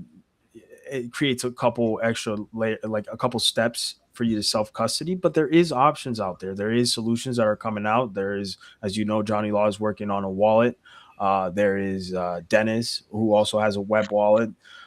There's a couple solutions out there that are going to come about, and we're volunteer driven, so it's going to take its time. People are taking time out of their day from their very busy life and investing it in here, which is completely different from any other ethos. Usually people, what they do is they'll park their money and go, woo, we're community and let's wait, right? These people here, like Adam, Dave, myself, we're here taking time out of our Sunday to educate. We're not here to show. We're telling you exactly what it is, being as transparent as possible, and why this makes sense.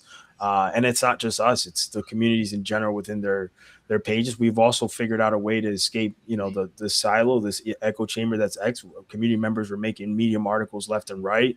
Facebook is starting to get up and out there, right? So we're gelling pretty nicely. So yeah, dude, I don't really think that I find it hard to see a flaw in DigiByte besides not buying enough at the right time.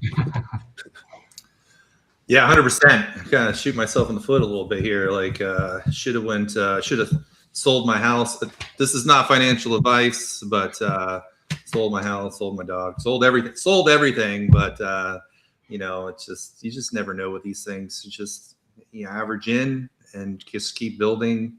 I see this opportunity as more, price is a thing, but more of creating that parallel financial system that we all want to see. We break free of all the control, that manipulation that these countries do. And I mean, I just think about all these really poor countries out there that could really use this system, and how powerful it could be, like putting our mark on history, of bringing this change, and from the shadows of a community, no company, no VC, no capitalist money, just volunteer driven, just for the people, by the people. I mean, just gives me chills thinking about like where we are and where we're going and where we're at today and where we're going from here, and just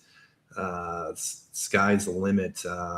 And hope people watching this video or watching our podcast can be inspired to join the DigiByte movement, to join arms with our community and get out there and start building with us and spreading the word and understand, have a better understanding what DigiByte's all about. And in our last episode, the one that I did last week with Fry, the DeFi expectations, there were two converts. Steve and Fry were both sort of like, oh, how can I get involved with DigiByte? So they're coming. They're coming. Yeah, it takes time. It takes time. We're not in a hurry. We've been here for going on 13 years. I think that Dave and AG probably would say the same thing. We're lifelong DigiByte people, and I think our own personal beliefs in life align with what the DigiByte community is doing, and it's been what's fair, what makes sense, and that's what brings me into this as well, because everything that we're doing just makes sense. You'll see me post about it, like after you've checked all the boxes of what DigiByte is and you cross compared what's happening with all these other projects, I think you realize that what everybody's commonly going to say is, wow, it's not flashy, it's not the fastest, but the foundation just makes sense. Everything makes sense of where we're going in cryptocurrency and decentralization, and how much momentum and where the community is and who's involved right now, and seeing things coming together every day. There's something new popping up of something being built, or another wallet, or somebody else saying they're willing to accept DigiByte as payment or DigiDollars as payment. It's just, everything just makes sense. And from a business owner, keeping things simple and easy makes sense as well. And I see this as, from a business owner standpoint, that this makes sense.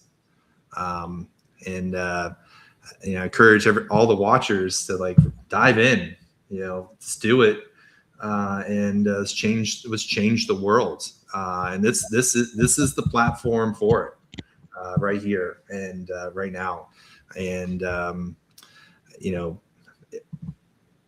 another thing about our community that's so strong is, because we're 100% volunteers, people are taking their time, their blood, their sweat, and their tears, and the ups and the downs, more downs than ups, to continue to build with DigiDollar awareness, and Johnny Law with DigiScope.me. We've created these community bounties that help fund the DigiSwarm AI debugging of our blockchain, before we launched it, to make it the most strongest update probably in cryptocurrency right now, because of the Mythos AI that we used. But there's other bounties. We have a bounty for a legal opinion on to update our DigiByte legal opinion. We need to have a legal opinion for the DigiDollar, and so that we have a bounty. We've already raised, coming close to 2 million DigiBytes. I think we're at. Yep. So we're getting close to the 2 million mark, and that's going to help give to this information to institutions and other people who are interested, but then they want to see the legal framework behind it. And we're approaching those goals through volunteers donating that want to see future adoption, future integration by volunteers, by the community. And we're moving in the direction that the people want. Okay. We had a bounty that was up for me to go attend the Blockchain Futures Conference, which that was making some good headway with donations. I think we're 100,000 coins roughly there, but unfortunately the Blockchain Futures Conference was postponed and canceled.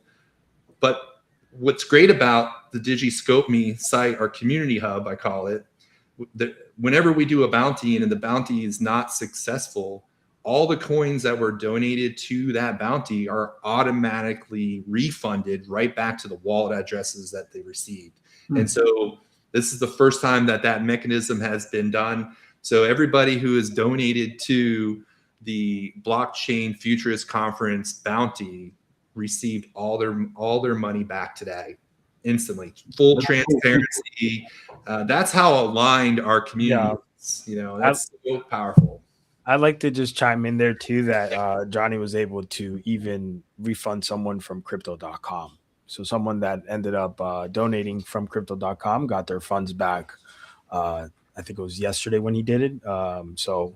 Which is, again, something that it hasn't been heard of, this mechanism only in DigiByte, also aligned with us being able to tip, right, Adam? Adam's one of those, probably the biggest tipper in Digiscope.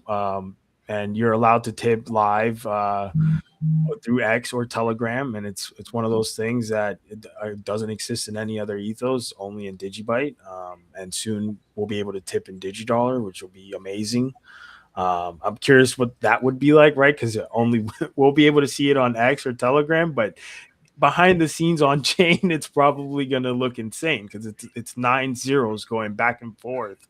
So that's going to be interesting. But yeah, sorry guys, I didn't mean to cut you off. Yeah, the tipping mechanism, where it's a simple tip. Like if I wanted to send you, Nick, some DigiBytes, all I would have to go to is make a post on X. I would type in Digiscope me, tip, your handle name, and how many DigiBytes I want to send you. And then within less than a minute, you will have those DigiBytes in your account in Digiscope me. Or there's a couple different ways. So you can have a Digiscope me account, or you can put your DigiByte wallet address in the description of your channel page, and it'll send there. You don't even need a Digiscope me account if you have your wallet address listed. So super easy, super fun. I've been using it more as a conversation builder.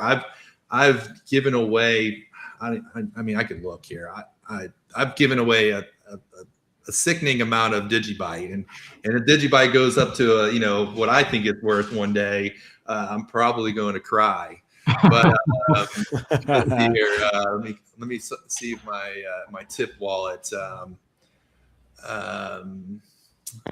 I've given away 1,560,525 DigiBytes. That's a lot. Okay. Just a little lump sum. Just a lot. Bit. That's how I believe in it, and that's a substantial amount of my portfolio that I've given away. And because I believe in DigiByte, I believe in YC, I believe in who runs DigiByte Coin site, I believe in Jared, I believe in Johnny, I believe in AJ, I believe in Dave, and I believe in all the developers and every community member that's out there. That's how much belief I have. And it started off as, hey, let's have a conversation. Here's some DigiBytes for a cup of coffee on me, right? Yeah. What's a cup of coffee? And then I've done bigger tips, 500,000, 800,000, I think was the largest tip that I sent out.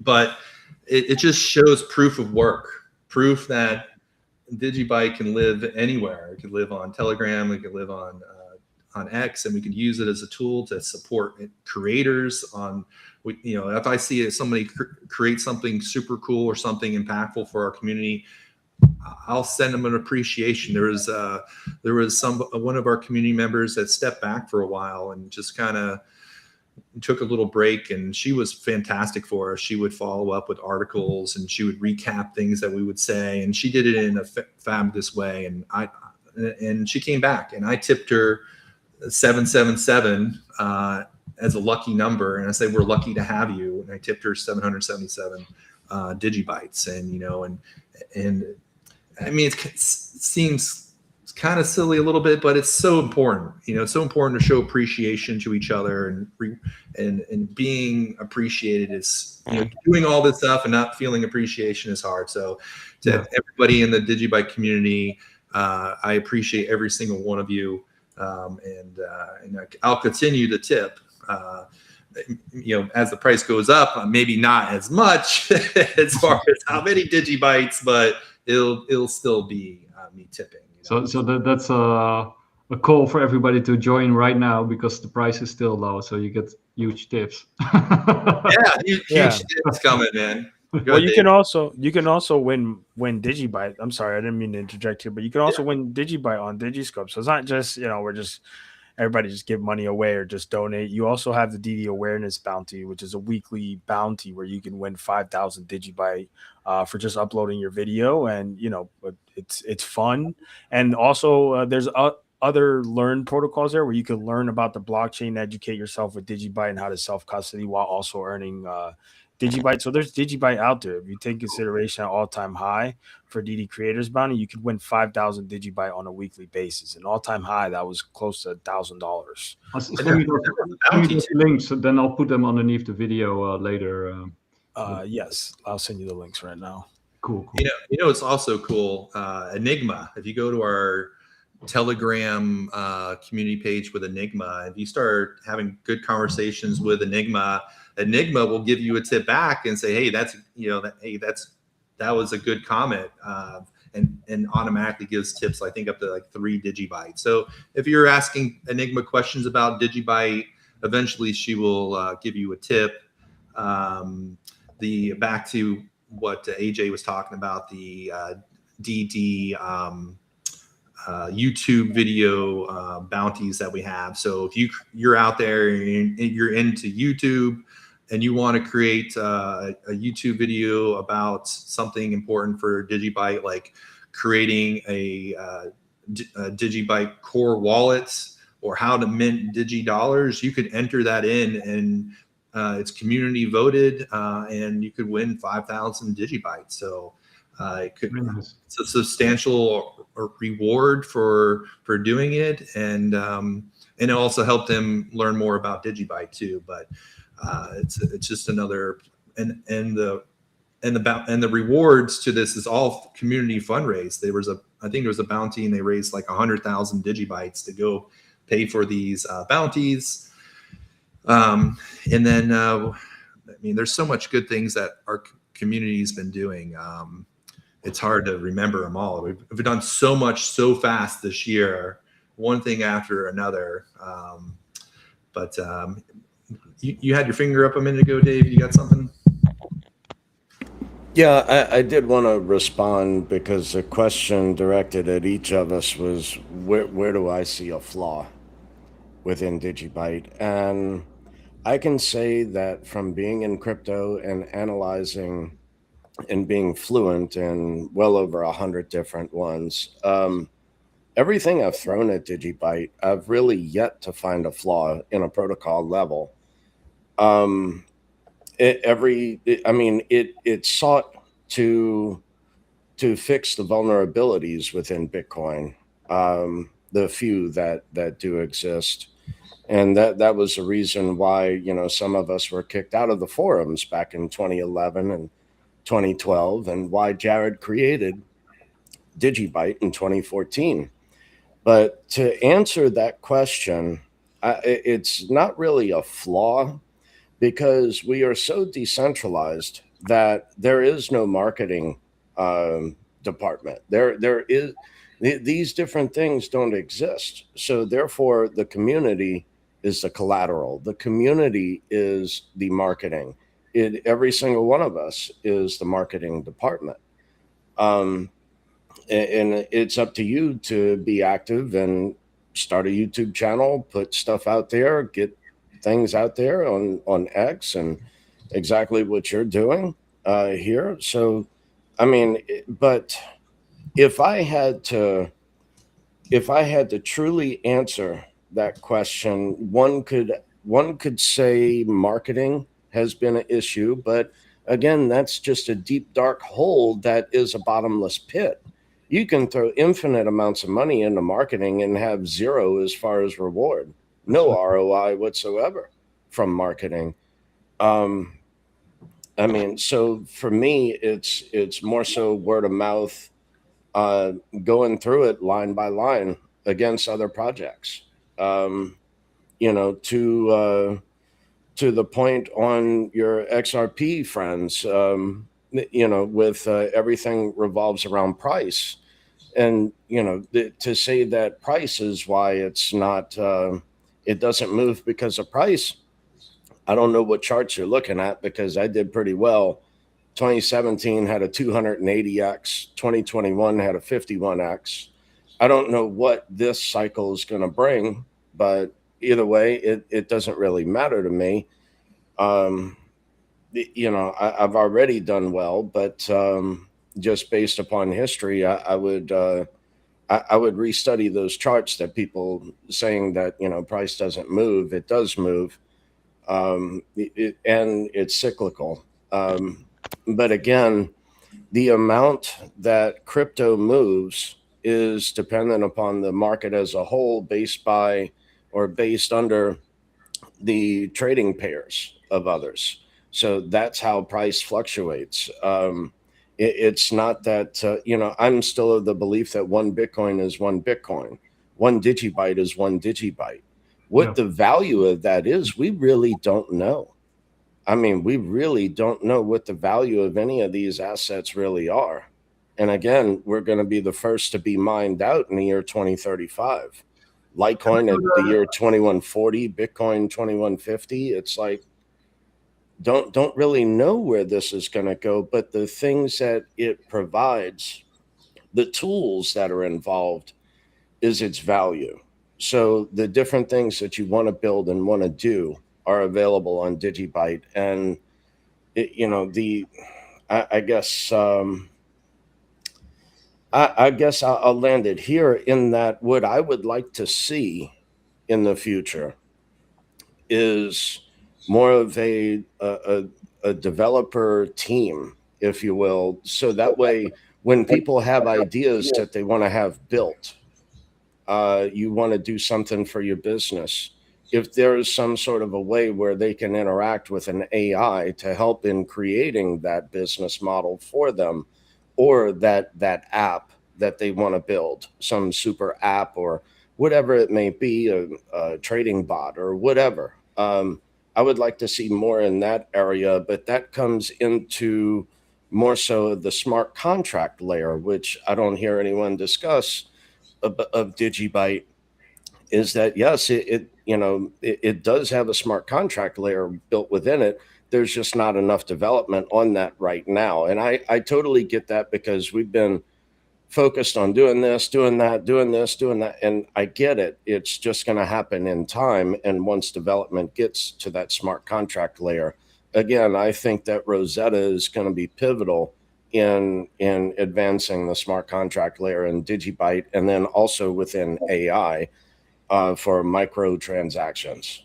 So, well, yeah, you know, on that, you know, I definitely want to see future adoption. I think everybody in the community wants to see it, and how we get there, you know, we'll definitely have our volunteers. And so this goes to why I started making a relationship with Phoenix Pools, right? So that the mining community could mine DigiByte, but a small portion of it would go back to a future treasury, because we all know we need money. Even though there's no company, there's no anything, we are a community, but it'd be nice to have the mining community giving back every time they hit a block. And so the relationship that we established with Phoenix Pools is that it's a 5% fee off of every block that you find. 1% goes to Phoenix Pools for managing it. 4% goes back to the DigiScope.me treasury. And the whole purpose of the DigiScope treasury is just that. It's for future listings, future adoptions. I think some other things we came up with, but it's again, it will be full transparency, just like what happened with the bounty for the Blockchain Futures Conference. Everything will be voted on. Everything will be decided on by the community. So is there a DigiByte DAO or no? No. So that's so we've created a SHA-256 pool. We've created a Qubit pool. We just launched a script pool. So if anybody is out there mining and wants to hit blocks, what's 5%? It'll pay tenfold that 5%, because it's going to go into a treasury that's going to be managed by community leaders that are that are working the scenes as volunteers. Not a single digibyte that will go to this treasury will go to anybody for profit, to pay for anything. Personal is strictly 100% for adoption, integration, liquidity, to get us to where we want to go. And, unfortunately, we need to have the more places that we can be, the better it is for people to find us. And then just snowballs from there. But so if anybody is listening is interested to get involved in mining on Phoenix Pools, so I think it's phoenixpool.com, and you'll see it'll say community pool. It'll have a description. You just look under DigiBuy. You'll see they're there. Pretty easy to find. But I have all my miners there right now, and I'm loving the transparency that our community is bringing, and the leaders that are stepping up and putting ourselves in front and center. Dave, AJ, myself, Johnny Law, Jared. We're really coming together as a community, and I'm loving it. So, I think I want to touch when you asked if we had a DAO. Well, we have the DigiDollar. So if the community raises or has a treasury out there, why would we use a digibyte? We would just strategically lock. So it's also like just strengthening the future. That's the beauty of the DigiDollar for the community. That's one of the things that DigiDollar Awareness, when setting up the legal framework bounty, where we overestimated by a couple grand, just to take consideration the volatility of the market. But if we raise successfully execute the 10 million digibyte or the 7 million digibyte bounty, that leftover chunk that we'll have, it'll be up to the community whether we want to strategically lock, wait, and then allocate it to what makes sense. And that's something that no other community has when raising any type of bounty, right? We don't have to sell our native asset anymore. We could just wait for a price action, and whenever we feel comfortable enough to lock up, we'll lock up and then allocate a stable that we don't have to worry about any of that happening, right? And if we have a significant amount of treasury, we could do multiple types of locks. It doesn't have to be a one-time lock. It could be multiple strategic locks that will benefit the community. And it's almost like thinking of it this way: one last bounty for no longer to raise bounties, just to set the future up for a volunteer-driven, decentralized community. I had a question about because the last digibyte will be mined in 2035, right? Yes. So I got two questions. Like the first one, do any of you know why they picked that specific date? And the second question is, does that have any impact on Digibyte, the future of Digibyte? Because there's like a lot of discussions in Bitcoin is like, what happens after the last Bitcoin is mined? And then there's Dave, go ahead. Yeah, so it's based on a 1,000 to 1 ratio to Bitcoin. So, and in order to not have a supply shock every 4 years is the 1% reduction in supply or mine supply every month.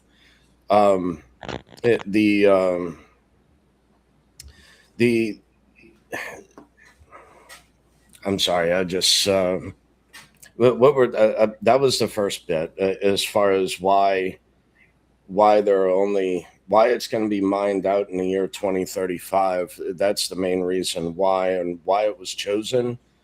And the transactions, okay, that is a whole other ball of wax, but because with many, like with Bitcoin, for instance, Bitcoin will be mined out in the year 2140 or 2150.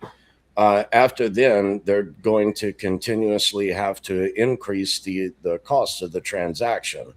The last increase that we had in the cost of the transaction on Digibyte was in 8.22, which was a little while ago, but it's minuscule. I mean, it's still 0.0001 digibyte. It's minuscule. Now, granted, one could argue that same effect was the same thing that Ethereum had years ago, where it was 0.0003 to execute an Ethereum transaction. And as the value grew, so did the cost per transaction. One could argue that, but again, the issue for DigiByte, what it looks like after the year 2035, is that the cost of the transactions are what are going to pay the miners to continue to mine the DigiByte beyond 2035. If it is needed, yes, the transaction costs can go up, but I threw out a proposal to where DigiByte is a legacy coin, just like Bitcoin, just like Litecoin. It is a legacy coin. So the merge mining aspect of DigiByte is a lot more complex when it comes to merge mining with other proof of work coins. I mean, I thought of, the infinite supply of Doge with 10,000 Doge every minute, and the joke of Doge years ago was just basically a middle finger to the Federal Reserve. You want to create infinite supply of money. Well, we can do the same. That was the joke of Doge. So, but however, for the miners, to mine Doge is what is profitable. It's not profitable at all to mine Litecoin. You merge mine Doge and Litecoin to mine the Doge, and that's the revenue that the miner is earning. So my thought was to take a non-legacy coin like Doge and possibly merge mine that with DigiByte in order just to fund the transactions beyond the year 2035. So just as a thought to put out there, I know several Doge people that have said that, yes, it is possible, but I've yet to see a working product in that, or for testnet or whatever. But that is another thought, another theory in merge mining Scrypt with Doge, as far as not on another legacy chain. I don't think you can combine the two legacy coins of, say, merge mining DigiByte, Litecoin, and Doge. I don't think that that's possible. I think it's either or. But again, someone skilled and talented would be able to answer that question a lot more in detail. So, everything circles around the number 21 in cryptocurrency, right? 21 million Bitcoin, 21 billion digibytes. And the reason they picked 2035, it's 21 years from the time we created digibyte. So that's why it's 2035, the number 21. It's it's an important number for all of us, and when I'm tipping people, I'll tip people 21, right? We all, it's like the Michael Jordan 23, it's 21 for, for Satoshi for creating Bitcoin, and they will always be the king, but everything evolves, and this is the evolution of cryptocurrency, what DigiByte teams created here. It's stable money. Crypto will never be money unless it's stable, and now we have the DigiDollar, and so it's sentimental. It's part of who we are, our culture. 21. So that would explain why we picked that date, 2035, 21 years after the creation of DigiByte. So that's pretty cool, right? Yeah. No, and then I have to say, there's like two reasons why I got, well, maybe multiple reasons why I got very involved, or at least, very enthusiastic about DigiByte. It's, first of all, it's the community. I've said it many times before, but, I like projects which have a very tight, very engaged, very positive community, and you guys are really there at the top, right? I mean, I also like Stacks. They also have a good community. I also like Decred, of course, have also a very tight community. Monero community is kind of sort of invisible, probably because of the nature of the project, which I can understand, which is probably their handicap, right? Because they're a privacy coin, so everybody wants to remain private. But I do like very healthy, engaged community. So that was one of the things that really attracted me to DigiByte and why I think it has a very bright future ahead of it. Like, people who are willing to self-sacrifice them, for the project and put their sweat, tears, blood into this to make it work. I think there's nothing more powerful than that. And the other thing that really got me interested in it was like a talk that Jared Tate did like many years back, where he sort of compared DigiByte to DNA and nature, and sort of spelled out the importance of redundancy within complex systems. And then I thought, like, okay, this guy knows what he's talking about, and that always stuck with me. And I even wrote an article. I think it was I think they're gone now. Wrongly X. I think John Purple Suede asked me to write an article, and then I said, like, yeah, okay, I'll write something on DigiByte. But anyway, so yeah, I'm really happy that you guys are on Bitcoin Live and talking about this. And then I called it Time Lock Nation because like you guys, I think people should lock up as much of their DigiByte as they can. Self-custody is key, as we always say. We want to decentralize, and we want to put something better in place than the current legacy system or the upgraded XRP system. No offense, XRP guys, but so guys, do you want to say anything before we wrap up? Definitely. I think I just wanted to add on to one of the questions that you had before, which was, what would the outlook be after the last DigiByte is mined? And I think it's a crucial thing to think about, specifically if you're a miner, because where would miners go then? Well, transactions are always going to exist, but the play has changed, right? For as a miner, those coins are virgin. If there's ever an incentive to mine DigiByte, would be right now, because as we all know, right, like, I'm going to lock up. I don't plan on selling my DigiByte, but there are those people that will probably sell their DigiByte, and for most part might be miners. Miners are always looking for a place to, get back their investment. They're always trying to look for some type of what do we call it, profit. So that being said, as a miner, yeah, I would mine the shit out of DigiByte right now, hoard those DigiByte coins, and if you're looking at 2035, you're more than likely going to be living off of transaction fees.